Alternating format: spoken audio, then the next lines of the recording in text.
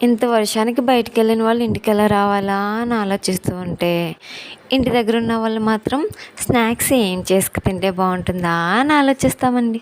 ఆ ఆలోచన నుంచి వచ్చిందేనండి ఈ క్యాప్సికమ్ బజ్జీ.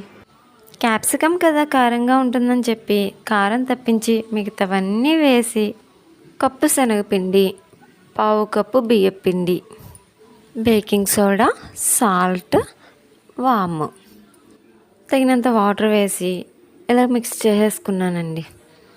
ఇప్పుడు స్టవ్ మీద ప్యాన్ పెట్టి ఆయిల్ వేసుకుని వేడయ్యాక ఈ కలిపిన మిశ్రమంలో క్యాప్సికమ్ ముక్కల్ని వేసి ఒక్కొక్కటిగా ఆయిల్లో వేసేసుకున్నానండి. ప్యాచ్ వర్క్ ఏంటి, మళ్ళీ మిశ్రమంలో వేసుకోవచ్చు కదా అంటారేమో.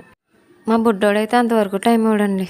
ఎలాగైతే సక్సెస్ఫుల్గా బయటికి తీసేసానండి. స్టఫింగ్ ఉల్లిపాయలు ఒకటి చాలన్నారండి మా వారు.